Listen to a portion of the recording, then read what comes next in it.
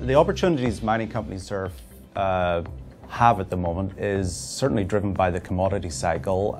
There's the opportunity to mine projects that historically would have been too costly, but when you've got gold on an upward trend of towards $1,400, $1,500 an ounce, lots of opportunities to explore additional areas, bring projects on that historically may have been more costly.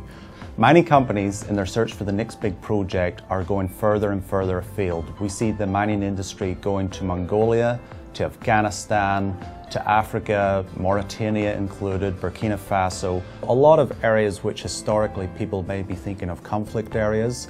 That's not unusual in the mining industry, but the mining companies are more focused in terms of searching for their next big project, which these projects take 10 years, cradle to grave at least, in terms of identifying them, doing the exploration work, identifying the project financing and constructing these projects before you actually get any revenue. Mining companies don't work in urban areas, and mining companies have to fight for the demand for talent. And it's very hard to convince people to move to these remote locations. So mining companies currently have to rethink the way that they're doing business.